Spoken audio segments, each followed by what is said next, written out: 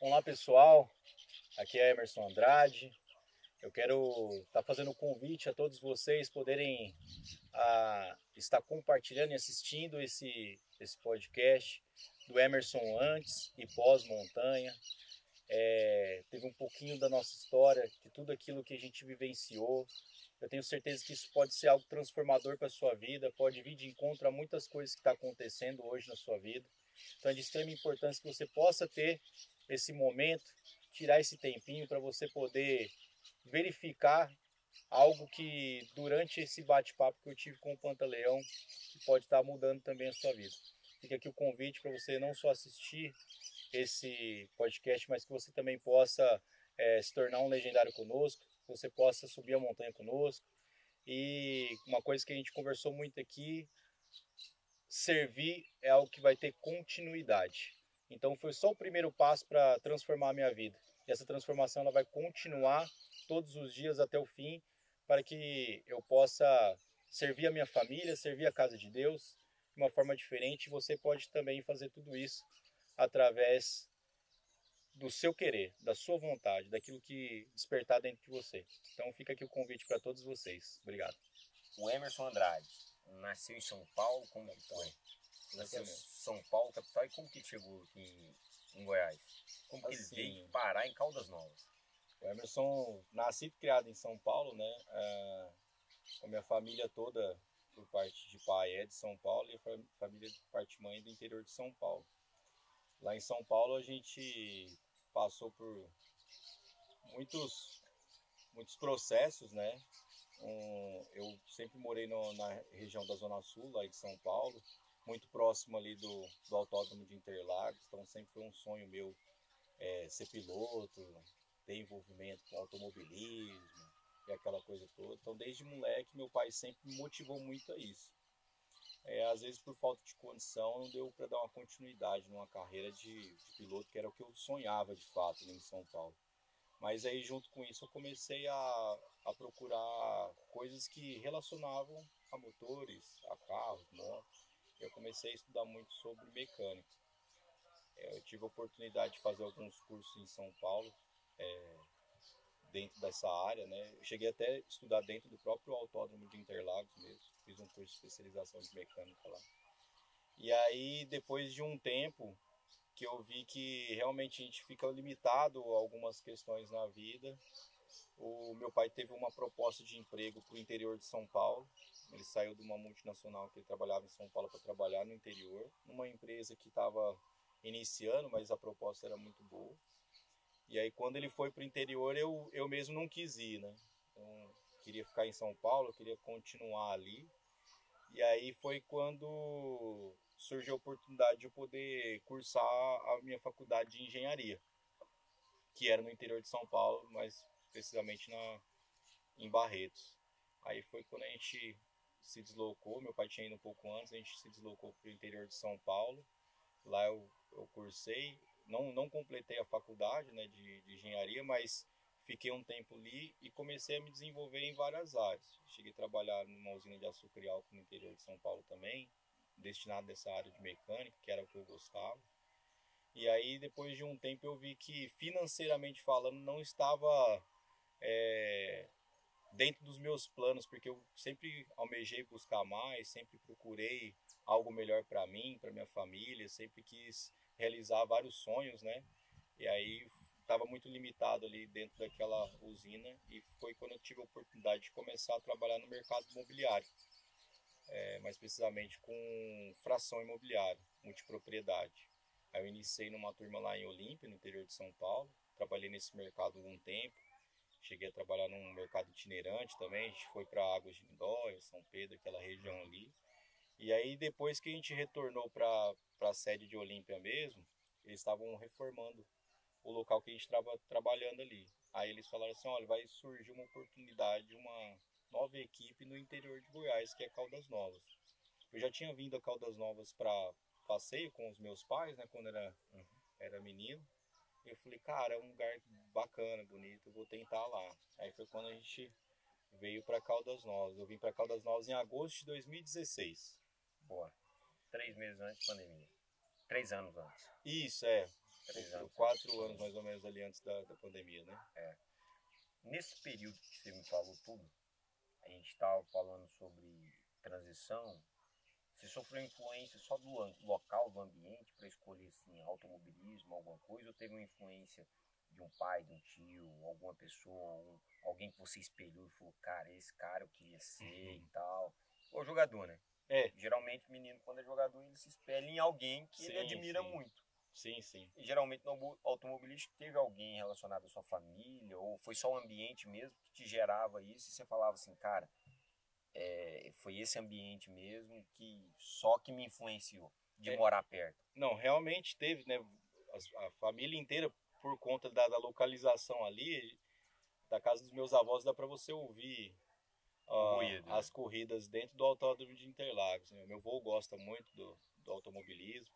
É uma coisa que eu tenho comigo, carrego, eu falo para todo mundo, se eu tivesse a oportunidade de ter ficado com um dos carros que o meu avô teve, ainda vivo, mas ele teve um dos carros que foi sempre um sonho de consumo, um Escort XR3, azul, teto solar, aquela coisa toda. Na época, ele falava pra gente, falou assim, o que eu quisesse eu conseguia quando eu tava atrás do volante desse carro. E aí isso veio passando, né, pro meu pai, pro meu tio, entendeu? Tem também o esposo da minha tia, que é irmã de pai, o Ronaldo também gosta demais de automobilismo, e naquela época era a época que eu nasci, era a época da ascensão de Ayrton Senna, né? Então Ayrton Senna, tipo, correu ali, fez com que todas as pessoas da nossa família gostassem muito, né, do automobilismo. Era de casa, né? Exatamente. Tinha uma residência em Alphaville, Barueri ali, então... A gente morava na região de Interlagos mesmo ali. Isso. Aí nessa época, logo depois que eu nasci, eu não tive a oportunidade de viver, né, o Ayrton Senna correndo, mas pelas histórias que meu tio, meus pais... Se imaginava, né, naquilo. A gente se imaginava muito naquilo. Eu tive a oportunidade de fazer muitas coisas ali naquela região que eu gostava muito, né? Aí uma delas foi poder ter a oportunidade de estar estudando ali dentro. E nesse momento de estar estudando dentro do Autódromo de Interlagos, a gente teve um contato direto, né, com o automobilismo, né, com a relação dos motores, aquela coisa toda. E ali sempre foi um sonho. Lógico que hoje é um hobby, né, uma coisa que eu gosto muito, estudo algumas coisas sobre isso, tenho prazer em viver isso, né, é uma das coisas que eu tenho vontade. E nessa transição de Olímpia é onde fica aquele... É no interior de São Paulo. Isso, eu sei que tem um resort parecido com o Hot Park. Sim, fica em Olímpia? Sim, em Olímpia mesmo. Tem o Termas dos Laranjais, que é um parque aquático, não sei hoje, né, mas por muitos anos foi o maior parque aquático da América Latina, um dos maiores do mundo. Eu lembro que tem um formato parecido com o Hot Park. As boias são parecidas. Isso. É termal também. Sim, água termal. Não tão quente quanto Caldas Novas e tudo mais, 40 graus de temperatura da água, mas é uma temperatura boa para São Paulo, por exemplo. Né? Lá em Olímpia mesmo, é um parque muito similar ao Hot Park em relação à temperatura da água, em relação lá, é uma água termal de fato, né? Não é motivada por caldeira ou algum tipo de outro aquecimento, a água é termal. É um parque muito antigo lá também na cidade. A cidade é uma cidade pequena, relativamente pequena, mas teve um crescimento exponencial por conta do parque aquático e uma chegada de vários hotéis e resorts dali na região. Hoje, se não me engano, são 3 parques aquáticos que já tem lá em Olímpia. Certo. E aí você veio de uma transição de mercado, né? Você trabalhava mais numa prestação de serviço de operação. Sim. Então, de manutenção, fazer serviço, motores, é isso que eu entendi.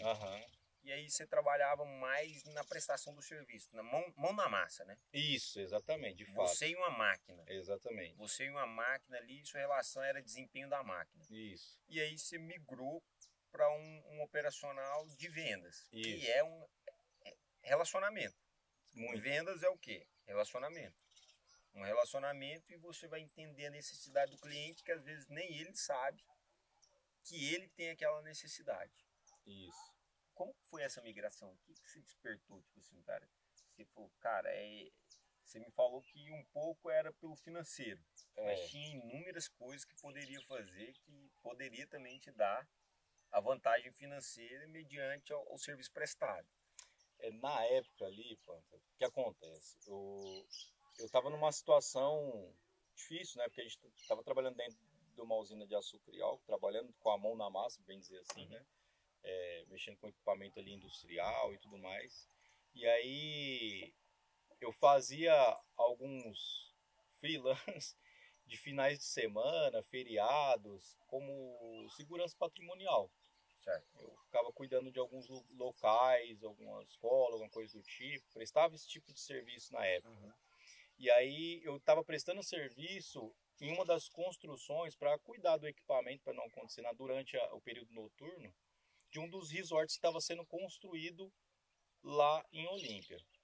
E aí sempre pela manhã, quando eu estava saindo do serviço, eu vi o pessoal chegar com bons carros, motos, sempre bem arrumado.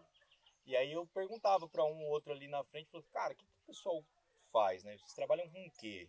Que são muito bem de vida, né? Uhum. Aí eles falaram que era a venda dos apartamentos daquela construção ali. Você vender uma cota dessa hoje, precisa ter cresce? Sim, sim, você precisa fazer o TTI, né? O Técnico de Transações Imobiliárias, e E trabalhar. dar entrada no Cresce. Exatamente. É um corretor de imóveis. Você é um corretor de imóveis. Até mesmo porque ele é um imóvel, mesmo que seja fracionado, Certo. ele é um imóvel. E aí naquele momento me despertou interesse pelo conta do financeiro em si. Não era algo que eu queria, trabalhar com vendas. Mesmo meu pai sendo representante comercial, vendeu muito na vida dele, que tem essa parte do dom, né? Certo. A gente só descobre o dom depois que a gente começa a executar, isso é fato. Boa. E aí nesse momento que eu falei assim, cara, eu vou por conta do financeiro, e aí foi ali que despertou um dom que eu não sabia que tinha. Que eu falo que é um dom até mesmo por conta de resultados que foram adquiridos, por conta do crescimento pessoal e profissional que eu tive dentro da empresa, entendeu? Na época que eu iniciei. Aí o pessoal falou assim, não, vai ter um treinamento, e se você quiser participar, você vai tal dia.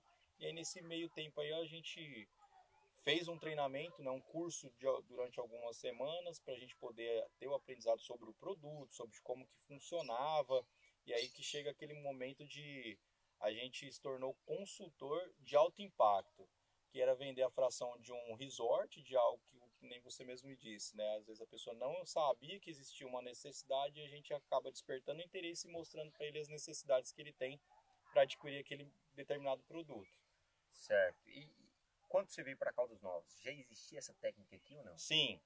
Essa técnica, Tava no comecinho. essa técnica ela já acontece há muitos anos, né? Iniciou em Orlando, né? De vendas de impacto. Isso, vendas de multipropriedade. Certo. Que na verdade antigamente não era multipropriedade, era timeshare, que era o tempo compartilhado. Certo. Que era aquelas vendas ali de um plano de férias, um pacote de férias, para você poder usufruir. Certo. Aí a multipropriedade veio ali em 2013, 2014, que de fato se tornou um imóvel registrado, tudo certinho. Que você entrou no comecinho. Foi bem no início, exatamente. Foi bem no início da multipropriedade. Da multipropriedade, porque você veio, obviamente, assim, a gente brinca um pouco, as coisas acontecem muito em São Paulo. Sim. E depois se espalha. Sim, sim. Por todo o Brasil. A gente sabe que quem vai ali em São Paulo, as grandes coisas acontecem ali. Assim como as decisões políticas acontecem em Brasília. Isso. E depois elas o quê? Alastram para a ramificação do território nacional. Uhum. Então, assim, chegou em São Paulo, veio dos Estados Unidos, então a tendência e tudo Isso. mais. Estados Unidos, Europa. E aí chegou, na verdade, o timeshare, ele foi para o Brasil inteiro, né? Uhum. Aqui em Caldas Novas teve um start inicial do timeshare, até mesmo que a maioria da equipe que nos treinavam lá em Olímpia, todos eram daqui, da região do estado de Goiás. Ah, então aqui foi o pioneiro no timeshare. Como se fosse pioneiro. Exatamente. Uau. Foi o start, foi aqui em Caldas Novas. Foi uma das coisas que fez com que despertasse o interesse de fato de eu sair do estado de São Paulo e vir para o estado de Goiás para ver, a gente brinca, né, dos bastidores, onde tudo começou. Cara. Que é aqui em Caldas Novas. E aí o pessoal daqui foi para lá para nos treinar, e aí começou a se tornar o pioneiro em multipropriedade no estado de São Paulo, porque aqui era timeshare. Então teve sim essa inversão nesse meio. Um melhoramento. Exatamente. Foi uma coisa para dar uma garantia melhor para o cliente, né? Certo. Naquele momento. E aí depois, quando se eu não me engano, foi em 2014 que eu iniciei lá, E aí, em 2016 eu vim para Caldas Novas. Boa. Cara, e é muita coisa, né? Uma venda de impacto, a gente fica mexendo aqui, Caldas Novas, a atmosfera dela é isso, né? Hoje movimenta muito, né, a economia É uma da cidade que cidade. traz impacto, né? Sim. Cidade que traz impacto. Então, até o relevo é uma cidade de impacto, né? Sim. São encontros de placas e dá todo aquele relevo para a região, Serra de Caldas e tudo mais, né? Então, é algo que a gente... Tô imaginando aqui várias coisas aqui. Mas, brother, e aí, quando você veio para Caldas Novas, quais foram as suas principais dificuldades que você teve na implantação, mudança de cultura? Não sei se você veio com família, se já era casado, como que foi a adaptação disso? Você está num novo ambiente, uma nova proposta, deixando a paixão sua, que era automobilístico, entrando no negócio pela grana mesmo, pelo resultado. O que você gerou isso aí? Quando eu vim para Caldas Novas, eu vim com uma motivação que era o crescimento profissional. A empresa estava crescendo de uma forma muito grande na época, e aí eu estava almejando cargos dentro da empresa. Então, quando eu vim para Caldas Novas, o que me motivou foi essa questão de eu poder subir de cargo, poder subir de nível. Eu viver algo a partir de uma gestão, alguma coisa do tipo. E assim, a gente tem muitas dificuldades, né? Quando a gente muda, a gente sai da nossa zona de conforto, a gente chega num ambiente no qual não só a logística em si, mas os próprios clientes é uma característica diferente do que a gente recepcionava lá em São Paulo e tudo mais. Então eu tive um pouco de dificuldade no início, justamente por conta de todas as mudanças que aconteceram, né? Que foi uma mudança física, uma mudança de estado, uma mudança da clientela, cultural. Teve uma certa dificuldade. Mas uma coisa eu falo assim, eu me tornei goiano muito rápido aqui. Porque a receptividade do pessoal do estado de Goiás é maravilhoso. O pessoal te abraça de fato, entendeu? É muito fácil você fazer amizade, você ter contato com as pessoas. Então, no estado de Goiás, eu falo assim, que eu me tornei goiano muito rápido. Foi onde eu, de fato, encontrei um exemplo assim, uma família escolhida mesmo, né? A gente escolher as pessoas que estão ao seu lado, porque realmente o pessoal te abraça, o pessoal te traz para perto, te ajuda quando precisa de ajuda, estende a mão quando precisa estender a mão. Então, foi uma das coisas também que faz com que eu permaneça sempre por aqui, né? Eu gosto muito do estado de Goiás. Boa. É o que eu quero dar continuidade com a minha família. Seus filhos são goianos já, né? Na verdade, uma delas é Caldas Novense, que é a mais nova, né? Ela tem 1 ano e 4 meses, é a Pétala. Aí eu tenho uma filha que ela é gramadense, ela nasceu no Rio Grande do Sul, que nessas idas e vindas, né? Depois de eu ter vindo para Caldas Novas, a empresa acabou me motivando a ir também para o Rio Grande do Sul, por conta de crescimento profissional também. Então Gramado. passei um período lá em Gramado. É um boom também, né? Sim. Multipropriedades. De multipropriedade. Aí eu fiquei um tempo lá, foi onde a Bela nasceu, né? Hoje já está com 5 anos. E ela é gramadense, e eu tenho uma filha do meu primeiro casamento, que é a Isis. Ela vai fazer 9 anos agora, em abril. E é paulista. Ela é paulista. Ela nasceu em São José do Rio Preto. Ela é Rio Pretense. Vou conhecer a Isis ainda. Ah, vamos sim, com certeza. E Gramado também já estive lá. E eu vi uma coisa que me chamou muita atenção em Gramado, apesar de toda a estrutura, a arquitetura que eles buscam, e desenvolvimento, eu acho que é uma pegada diferente de Caldas Novas. Sim. As Caldas Novas focam muito em banho, né? Lá eles focam muito em temático. Sim. E também estruturação de exploração do ambiente. Sim. Então eles exploram muitos recursos naturais que eles têm lá. Bastante. Eu acho que a gente explora pouco. Pelo que a gente só explora a água. A gente explora a água. Então a água ser quente, todo mundo fala em Caldas Novas, não lembro de outra coisa, não ser piscina quente. É isso. Só o parque aquático. Isso, a gente explora, eu acho que os recursos naturais poucos pela beleza que a gente tem, a qualidade de gastronomia que a gente tem e até a questão, hoje se fala muito em network. Eu acho que o cara fazer network em Goiás, eu acho que ele teria até mais facilidade do que qualquer outro lugar. Que já é essa atmosfera de se conectar. Sim, é muito fácil conectar com o Goiás. Então sim, aqui eu acho que o ambiente é propício para isso. Sim. E aí, quando eu fui para lá, tem um aplicativo, cara, e eu não vi por aqui. Eu sei que ele tem em Caldas Novas, porque eu já procurei ele no aplicativo e quais são as cidades contempladas.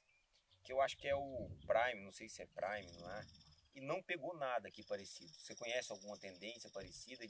Era um aplicativo, pra você ter noção, que era de custo-benefício para quem faz assinatura. Sim.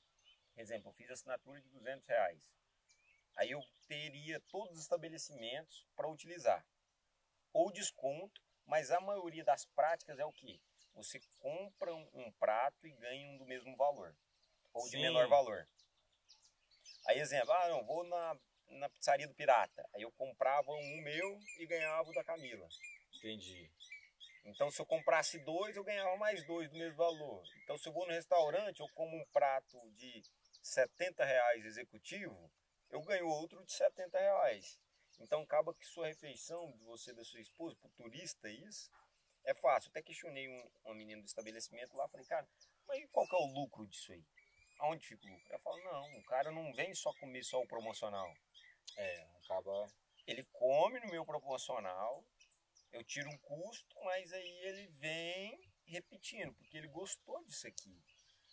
Então, automaticamente é a vitrine, né? É um bom marketing. E o pessoal de fora tem uma mente mais aberta para a implantação disso do que aqui. Qual que é a diferença cultural que você vê disso? Do pessoal aqui de fazer essas promoções, ser mais agressivo? Como você mexe na parte comercial?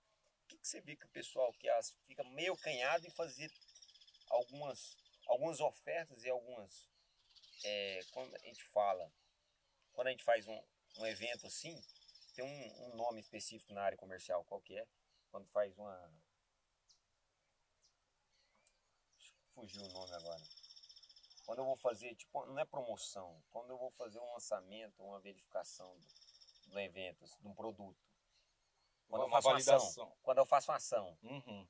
Quando eu vou fazer uma validação, ação Sim. do produto, e aí ela fica específica, esse produto, assim, o pessoal para ter experiência do cliente, não no preço, no valor. Uma coisa que eu vejo muito isso no estado de Goiás, isso eu falo até mesmo em Goiânia, que é uma grande capital, né? Uhum. Eu falo assim, o pessoal goiano ele está tão fáceis ao contato físico, ao olho no olho, a conversar, que esses produtos, às vezes, eles têm um pouco mais de dificuldade de aceitação. Eles sempre vão preferir o contato, o olho no olho, o toque, alguma coisa do tipo. Eu vejo que aqui no estado de Goiás, isso por completo, em todas as cidades que eu fui, é a mesma situação. Hoje eu tenho um comércio dentro de Caldas Novas que eu trabalho diretamente com os comerciantes, que dependem do turismo, que dependem da logística financeira movimentada de Caldas Novas. E eu falo com convicção, essa galera, eles gostam do olho no olho, do toque. Então eles têm um pouco de dificuldade na validação de um determinado produto como esse. Se eu não me engano, em São Paulo, se chamava peixe urbano. O peixe urbano tinha, o submarino também tinha. Isso, alguma coisa desse tipo. E eles faziam muito isso. Em Caldas Novas, se eu não me engano, agora tem um aplicativo que se chama Caldas App. E eles estão implantando isso, e é que nem eu te falei, assim, algumas marcas já aderiram a esse tipo de produto, mas tem um pouco de dificuldade, mas não é por falta de conhecimento, é porque às vezes o empresário, o goiano, quer ter o tete-a-tete, quer ter a ligação formal, no toque, no olho com o cliente. Às vezes até mesmo para fazer publicidade, propaganda, que hoje em dia a gente trabalha muito com rede social, tudo mais, o pessoal ainda gosta do panfleto, de poder estar próximo ali do cliente, não só através de uma tela, mas de fato com o contato. Você, na sua experiência que você teve em vendas de impacto e tudo mais, o que você agregou, que você aprendeu lá, que hoje você carrega na sua vida profissional, na sua vida familiar também, na vida social, que a gente chama, né? Então, no pilar social, no pilar financeiro, econômico seu, o que você carrega hoje, que você tirou de aprendizado da venda de impacto e trouxe então para o seu negócio de hoje? Fala, cara, foi isso aqui eu executo no meu negócio, porém foi da vivência ali, para mim ter ele como conselho aqui. Assim, ó, a venda de impacto, o nome fala, né? É um impacto que aquilo pode causar na vida não só da pessoa, mas também do vendedor, da pessoa que está atrás da mesa, vamos dizer assim. Uhum.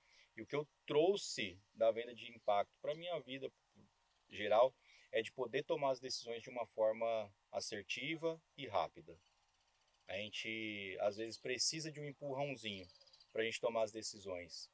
E na vida, principalmente de um homem, eu acredito que se você souber formar opiniões e ter ali essa questão da assertividade e rapidez em resolver problemas, com certeza você vai começar a ter um caminho melhor para o seu dia a dia, melhor na sua vida financeira, melhor na sua vida pessoal, conjugal e assim por diante. Então é o que eu aprendi muito na venda de impacto, é que às vezes a gente sim precisa de algo para a gente poder tomar a decisão.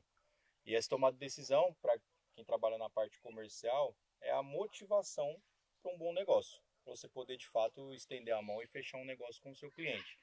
Mas nos bastidores, no atrás da mesa, acredito que isso vem para te dar um direcionamento de tomadas de decisões que precisam ser rápidas. Nós às vezes temos várias coisas que acontecem na nossa vida que a gente precisa tomar uma decisão rápida. E se a gente não tiver isso conosco, né, sempre deixar para depois, sempre deixar para depois, né? é a procrastinação. A gente deixar de procrastinar, entendeu? Boa. Então essa questão da venda de impacto, ela molda muito tanto o vendedor como o próprio cliente para poder tomar a decisão o mais rápido possível, de uma forma assertiva. E isso é assim, ó, toda força nossa, todo poder, todo talento, todo dom, você pode usar ele tanto para bem quanto para mal. Com certeza. Então toda conexão que você faz, todo acesso que você tem, toda ferramenta, todo equipamento que você tem, que você carrega, você pode utilizar ele para bem, sim, como pode utilizar ele para mal. Sim. Simplesmente. Nas mesmas intensidades. Com certeza. E a gente está falando aqui de algo que é real, algo palpável na vida. A gente sabe que nem todos que entram no mercado de venda de impacto, eles têm o coração reto. Fato. Eles olham, às vezes deixam se levar por uma curva e se desviam da real situação que é atender o cliente da melhor forma. E às vezes tem muita gente que já entrou nesse mercado, muito cliente, muitas pessoas que já entraram e não tiveram uma impressão boa, uma experiência boa. E acabam agora queimando o mercado. Fato. Eles vão falar que multipropriedade já não presta, tem aversão ao negócio. Uhum. Eu sou uma dessas pessoas que eu acredito que os benefícios, às vezes, eles não serviriam para mim. Eu não consigo enxergar os benefícios para mim. Sim. Acho que o esforço teria que ser, às vezes, na compra de um imóvel de unidade própria e, às vezes, mais. Só que são realidades diferentes de várias pessoas. Então, existe mercado para esse tipo de pessoa. E quem criou o processo, criou para ser bom para ambos. Uhum. Para aquele que está vendendo e aquele que está comprando. Sim. Porque senão não existe uma relação de compra e venda. Sim.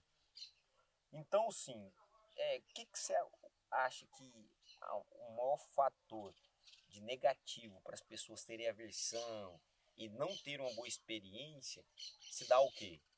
Vamos lá. O que eu acredito, né? Uhum. Sem achismos, eu acredito que a pessoa que cria, que gera uma aversão, é porque ela comprou algo motivado de uma forma errada. Porque, por exemplo, assim, ó, às vezes a gente tem uma ferida e ela tá ali e você determinada, tô com uma dor de cabeça. Certo. Se você tomar um remédio para o estômago, talvez não vai resolver aquele problema naquele momento. Uhum. E aí você vai falar mal do produto, que é o remédio da dor que não foi motivado da forma correta.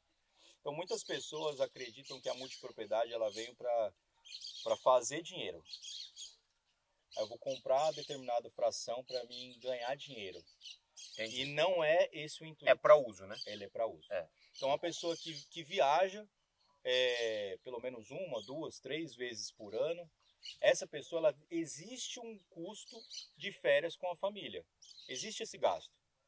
Então, quando ela é motivada pelo âmbito correto, geralmente é um bom negócio.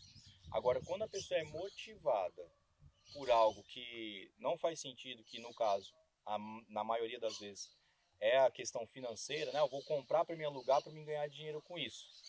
Já não foi feita a motivação da forma correta. Então, a motivação é a principal causa do lado bom ou do lado ruim desse negócio. Certo. É importante a gente... O vendedor, ele precisa do quê? Saber os filtros. Sim. Até para conhecer a motivação. Eu acho que a experiência conta mais do que a própria realização do negócio. Com certeza. Se o cara focar na experiência daquela pessoa que ele está tendo uma troca, seja ela comercial, seja apenas uma troca social, a gente está focando em longevidade. Sim. A gente não está focando no momento. Então, assim, eu vejo muito essa questão de como que a pessoa fez o filtro. E isso acho que é muita responsabilidade não da pessoa que está comprando, sabe? De quem está motivando. A motivação. É isso mesmo. Porque tem todos os gatilhos para você chegar a uma venda. É por isso que a gente faz um treinamento antes. Para a gente tentar identificar a necessidade do nosso cliente e saber motivar ele. Certo. Às vezes a pessoa, por conta do número, eu quero fazer X vendas e não de fato executar X negócios. Entendi. Aí às vezes a pessoa motiva pelo lado que é mais fácil. Porque é muito mais fácil você despertar o interesse de uma pessoa em ganhar dinheiro do que deixar de gastar. Correto. É muito mais fácil. Você simplesmente falar para você, ó, Panta, a partir de agora, se você fizer um investimento aqui de X valor, a partir do mês que vem você vai ganhar X. E é nichar, né? Exatamente. Eu estou vendendo para 100 pessoas. A partir do momento que eu escolho vender para 100 pessoas que gostam de viajar para o mesmo local, essas 100 pessoas passam a ser 15. Então a chance de eu vender para 100 é uma, a chance de eu vender para 15 é outra. É ganhar dinheiro é unânime, todo mundo quer, né? Isso. Então, sim, eu acho que é às vezes por isso, né? A pessoa se repara e às vezes entra já na condição de querer fazer muito valor. E tem a necessidade de fazer um valor. Exatamente. Então o maior erro desse mercado é a pessoa motivar de forma errônea. Ela designar um produto fora do perfil do cliente. Aí às vezes causa aversão, causa o fato do cliente não querer mais, não gostar do produto, falar mal, alguma coisa do tipo. Isso é não só na multipropriedade, eu falo em questão geral. Às vezes você tem uma família, quer comprar um carro, aí a pessoa te motiva por algo que não vai suprir a sua necessidade, amanhã ou depois você vai ter que se desfazer desse carro de alguma forma, porque ele não está suprindo as necessidades suas. Então, em qualquer mercado, você sempre tem que entender o seu cliente, para você de fato poder resolver o problema. É aquela análise SWOT, né? Isso. Se eu souber fazer uma análise SWOT, de fraquezas, oportunidades, dores, inimigos, você sabe aonde você tem que corrigir e aonde você tem que potencializar as coisas. Exatamente. Então, se você fizer uma análise SWOT, vamos falar, não somente da empresa, mas executar a análise SWOT no perfil comportamental da pessoa e na dor dela, presente daquele produto, eu acredito que você vai conseguir, às vezes, entender a necessidade dele. Sim. E a dor que ele precisa. Cara, e assim, em vendas a gente fala muito em objeções, quebrar a objeção. Então, existe o tirador de pedido. Tem. Que o cara já chegou querendo comprar, então eu só vou tirar o pedido. E existe o vender e mostrar para aquela pessoa que eu estou vendendo algo benéfico para ela, mas ela não quer comprar, ela não enxergou. Só que eu vou convencer ela que aquele é o exato momento para ela comprar e vai ser bom para ambos. Isso. Então, sim, qual que é a diferença, exemplo, da gente transicionar do vendedor de pedido para esse vendedor, realmente? Um tirador de pedido e um cara de vendas. Existe o vendedor e o consultor de alta performance, que a gente chama, dentro dessa logística aqui de vendas, né? Principalmente nas vendas de alto impacto. O vendedor, que está acostumado a tirar pedido, geralmente ele anota a necessidade e, de fato, vende para a pessoa. O vendedor, o consultor de alta performance, ele vai em busca de algo que, dentro da personalidade daquele cliente, o nosso produto se encaixe. Então, você tem que achar um ponto dentro da personalidade do cliente, dentro da vida ali do cliente, para que o seu produto se encaixe. Por isso que é importante saber ter esse discernimento, saber entrar, ver ali com o cliente de uma forma palpável, um determinado nicho onde de fato o seu produto vai encaixar. Então a gente vai moldar o nosso produto para aquela necessidade do cliente. Independente de qual seja o produto, mas na venda de alto impacto, ela é relacionada muito a isso. Você não deixar com que o cliente, com as objeções dele, elimine ou deixe o seu produto ser um produto inviável. É você, de fato, mostrar que, independente da objeção que ele tenha, em algum aspecto aquele produto vai ser bom para ele de alguma forma. Essa é a venda de alto impacto. É o consultor de alta performance, que ele faz com que um cliente que vem, às vezes, ali em determinado local, assistir uma divulgação de um produto, sem pretensão nenhuma de compra, saia com um investimento feito em poucos minutos, né? A gente fala de 30, 35, 40, 45 minutos aí para a pessoa poder tomar uma decisão de fato adquirir aquele produto. Boa. Tá? Essa é a diferença de um para o outro. Boa. E aí, se a gente fosse fazer essa transição, essa diferenciação, não poderia aqui deixar de ir para um lado que existe uma diferença entre um homem antes de montanha e um homem pós-montanha. Com certeza. E eu queria falar com você qual que é a principal diferença que você notou do homem antes da montanha, o Emerson antes de montanha, e o Emerson pós-montanha. A montanha, ela fez com que eu me ligasse 100% ao meu lado espiritual, que esteve desconectado por muitos anos. Eu venho de família cristã, nascido e criado dentro da igreja, e aí, ao decorrer desse tempo, me desviei, muito novo, muito jovem, e acabei vivendo o mundo por muito tempo. Bom assembleano, né? Como a maioria hoje, né? Aí, nesse momento que eu retornei para a igreja, já faz 2 anos que eu tô numa caminhada, né, dentro da igreja, por diversas coisas que aconteceram na minha vida, fez com que eu retornasse para a casa de Deus, e junto com a minha família, com minha esposa, que foi um elemento fundamental para que isso de fato acontecesse, ela me motivou de forma branda, de forma inteligente. Eu falo que hoje em dia, para você trazer um homem, né, para dentro da igreja, é muito mais difícil que você colocar uma mulher lá dentro, né? Mas ao mesmo tempo que você coloca um homem dentro da igreja e pós-montanha ele transformado, ele consegue atingir não só a família dele, mas todos aqueles que estão ao seu redor, porque transforma, e transforma muito.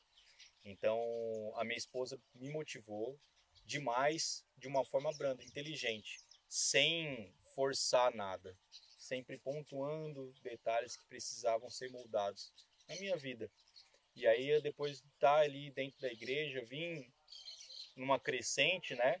Mas sempre com receio. Quero ouvir a palavra de Deus, quero receber a palavra de Deus, vou para minha casa e acabou.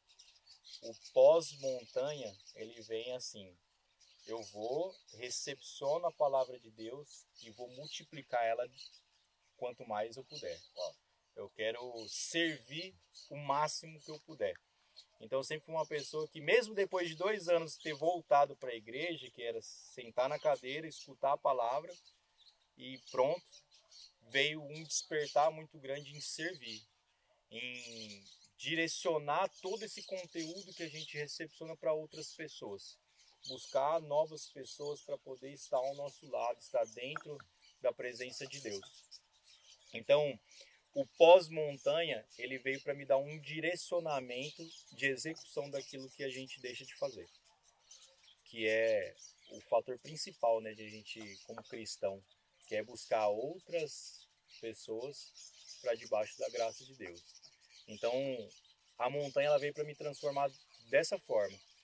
Ela veio para me tirar do comodismo e me motivar a servir, seja lá de que forma, mas alcançar outras famílias, outras pessoas para a graça de Deus. Cara, e é tão assim, surreal o que a gente está falando, que o inimigo só vai te lascar aonde você é forte.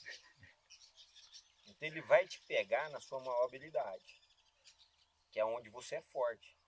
Porque se ele for potencializar a sua fraqueza, cara, não faz sentido, você já é fraco naquela área. Então ele atacando aonde você é forte, automaticamente ele está o quê?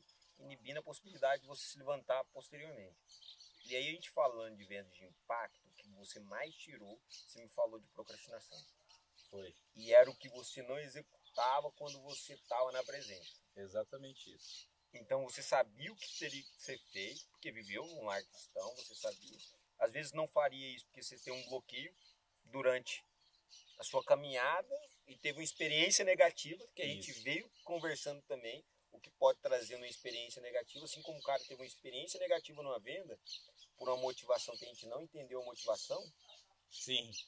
A gente, com essa experiência negativa, a pessoa às vezes cria um bloqueio de novas experiências naquele formato. Então, até chegar hoje numa montanha, em um processo que a gente desmistifica tudo, zera tudo na mente, reseta e fala, cara, eu vou me dar a minha entrega 100% ao propósito e aquilo que Deus já me entregou. É isso mesmo. Cara, é surreal, muito surreal. Né?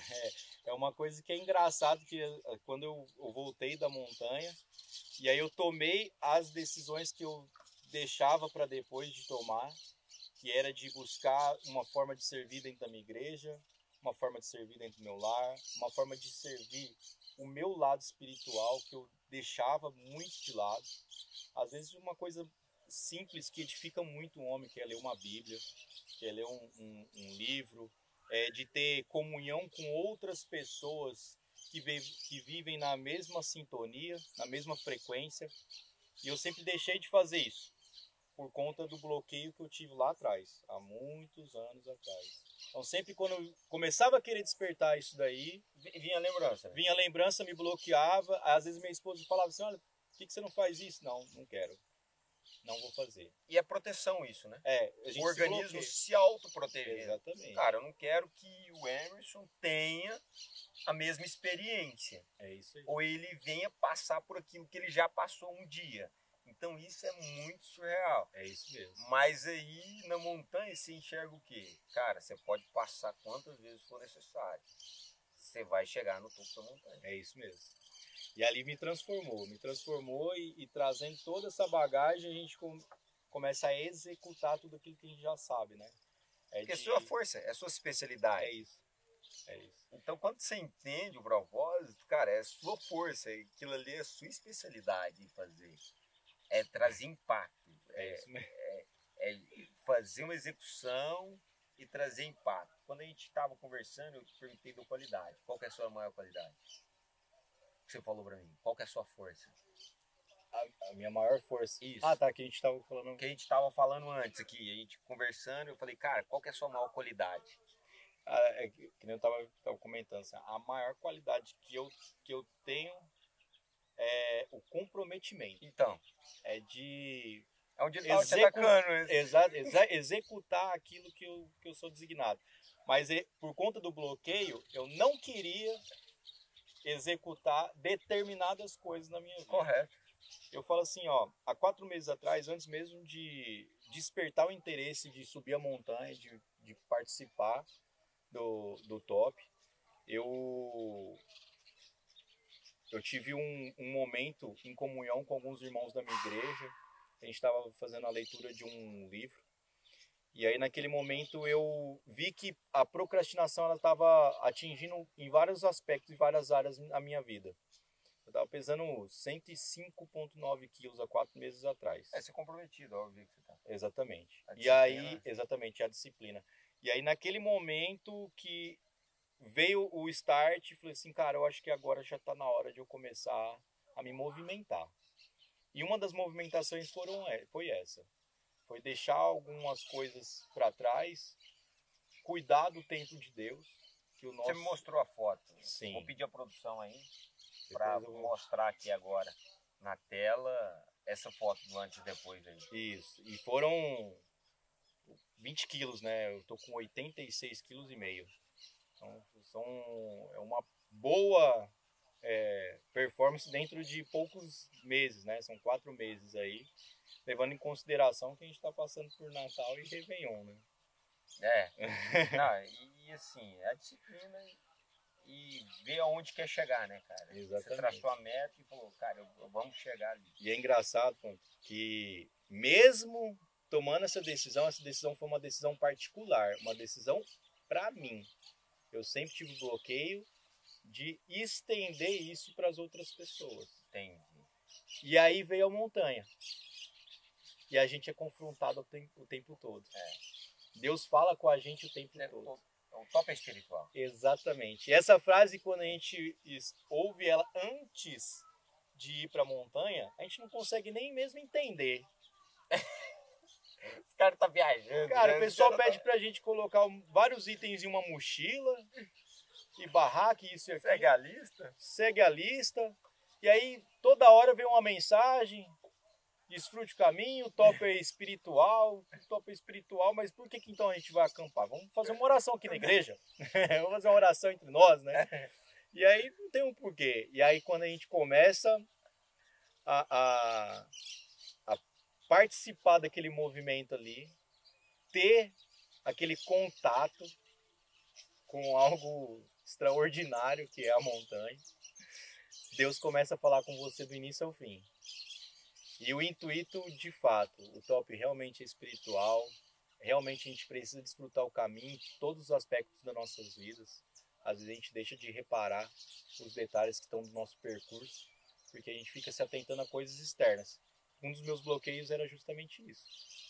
Era não dar a devida atenção do caminho que eu estava percorrendo. E aí quando a gente começa a entender isso durante o top, aí de fato Deus transforma. E Ele transformou meu coração, transformou a minha vida. E eu quero ser um homem melhor para minha esposa, um marido melhor, um pai melhor para as minhas 3 filhas.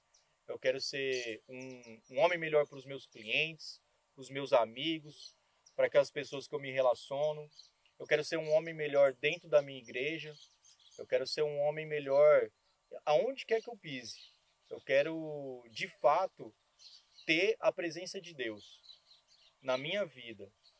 Depois que eu passei por aquele processo, realmente o top é espiritual e aquilo lá fez mudar a concepção e desbloquear algo que eu tinha, que era a aversão do servir. Não queria servir as pessoas, não queria servir a minha família, não queria servir os meus amigos, eu queria de fato apenas recepcionar. E às vezes a gente muda, mas precisa ter uma motivação. Aí fica até o convite, né, para todos aqueles homens que acreditam que ainda tem algo para poder mudar dentro do seu caráter, dentro da sua casa, dentro do seu lar. A montanha ela é convidativa para que você possa de fato executar essa transformação. E não é a montanha que transforma. Quem transforma é Deus. É o legendário número 1. É Jesus Cristo. É isso aí. É convicção disso aí. Viu? É isso. Convicção. A gente está fazendo hoje, a gente pensou em algo que fosse englobar algo pós-montanha.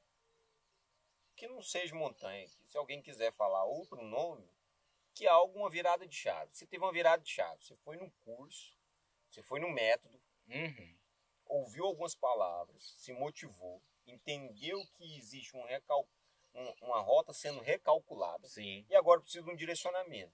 Você precisa de um direcionamento? Para mim viajar daqui para o sul, eu vou ter que parar em alguns postos. Sim. Se eu sair daqui com o mesmo combustível e tentar ir lá no sul, não vai dar. Vou parar no meio do caminho.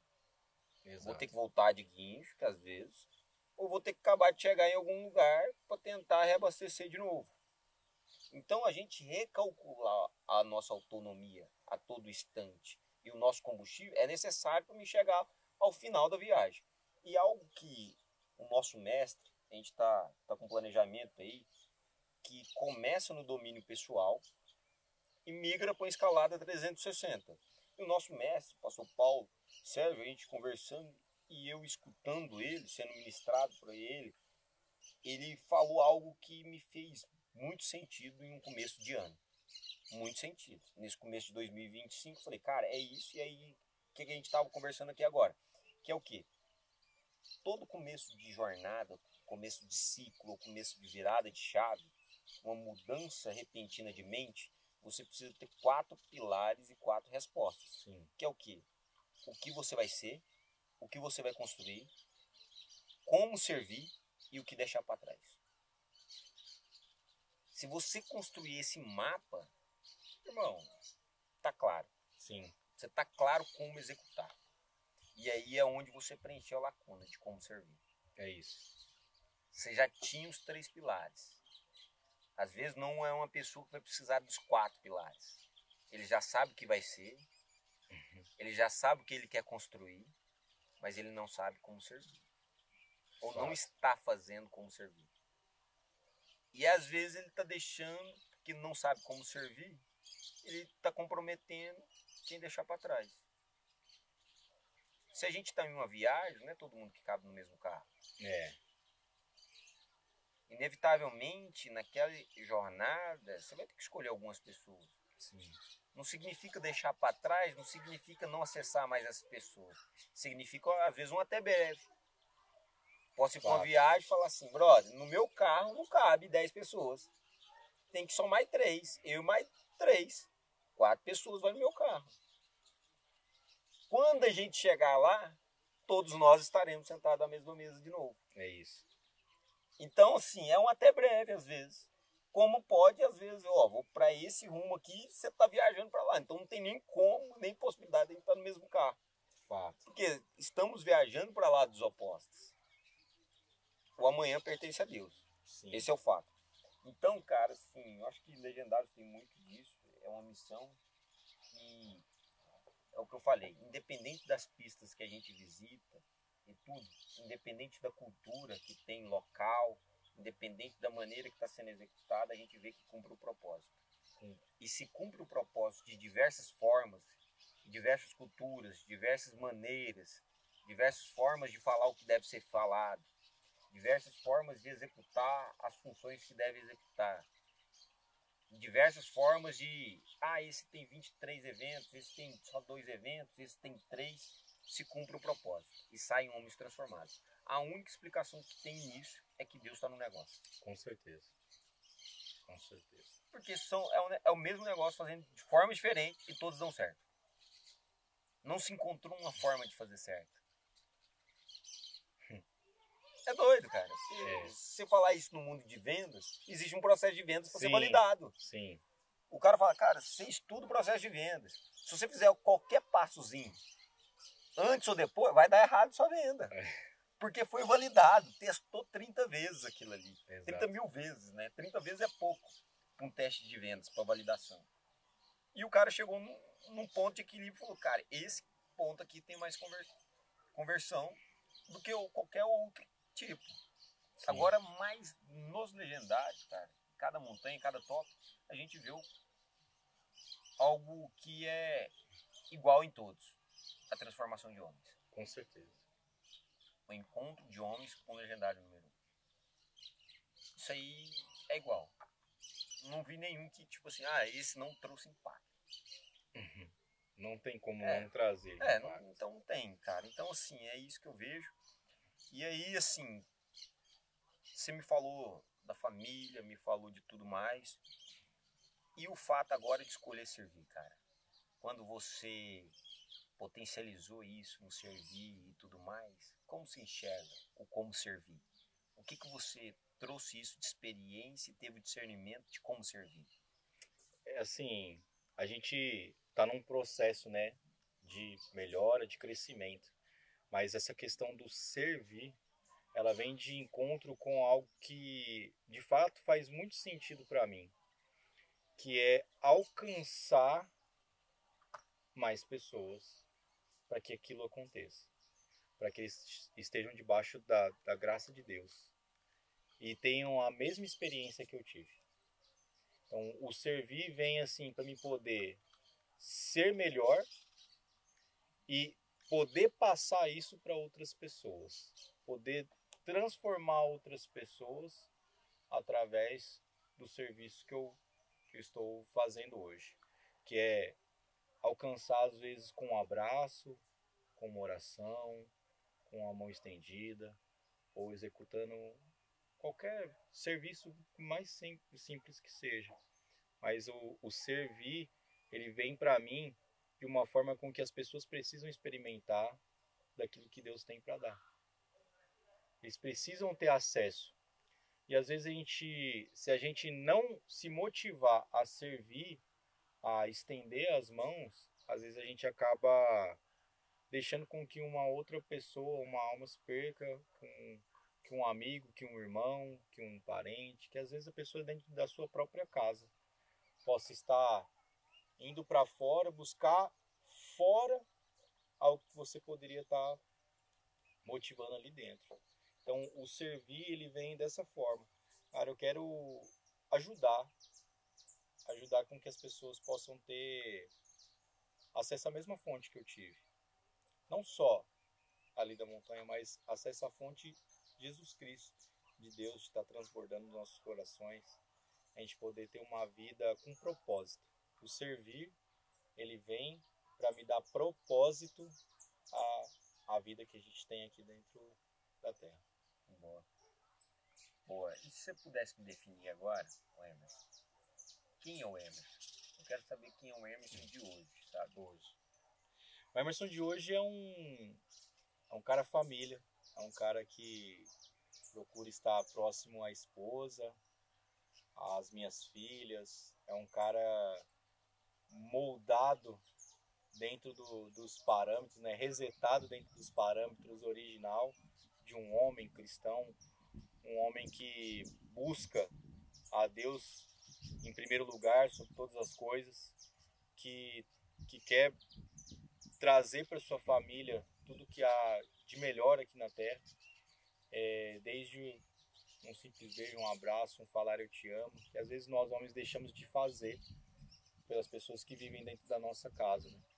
É de dar o eu te amo, dar o abraço, ter um tempo de qualidade com a família. Então hoje o homem é um homem família, o Emerson é o cara família, é o cara que pretende estar debaixo da graça de Deus com a sua família em qualquer aspecto que aconteça. É isso aí. Nossa satisfação tá contigo, quero que a gente sabe. Quem participa do Legendário sabe o valor que tem isso aqui, né? Com certeza. Ele sabe, é um chocolate que você passa a olhar de forma diferente. Sim. Então quero te dar aqui uma dupla honra aqui. Muito obrigado. Você estar aqui é seu. Muito obrigado. Então quero te agradecer pelo seu tempo, pela sua disponibilidade, pelo seu carinho em estar entregando aqui, estar servindo aqui não somente a mim. A gente sempre pega aqui, eu gravo, anoto tudo depois para executar. Tem muita coisa que eu vou executar aqui que eu peguei de você. Então você foi um professor aqui para mim, me trazendo conhecimento, e isso vai me gerar conselhos. Esses conselhos vão aumentar minha capacidade de execução, capacidade de enxergar em novos resultados e tudo mais. Então quero te agradecer por esse tempo, por essa qualidade, toda essa atenção que você tem comigo, a minha pessoa. O fato de eu estar te recebendo aqui também é uma honra para mim. E eu quero te falar que essa aqui é uma casa sua, bro. Essa é uma mesa sua. Obrigado. Ela tá para honrar você, tá para honrar os seus, tá para honrar a sua família. E família a gente não deixa para trás. E você é família. Muito obrigado, Júnior. Eu que agradeço, né? Agradeço você ter aberto aí as portas da tua casa para poder receber a mim, a minha família, minha esposa, minhas filhas. Que a gente possa ter mais momentos em comunhão. É uma pessoa que eu admiro, uma pessoa que eu vejo retidão, que eu vejo a presença de Deus. Amém. E isso tudo faz com que nos motive ainda mais a percorrer mais uma milha, a continuar no caminho. É isso aí. E realmente, família não se abandona, nós estamos juntos. O que precisar do Emerson e da família, pode ter certeza absoluta que eu vou estar para te servir também. Eu te agradeço demais. Muito obrigado. Amém. Au! Au!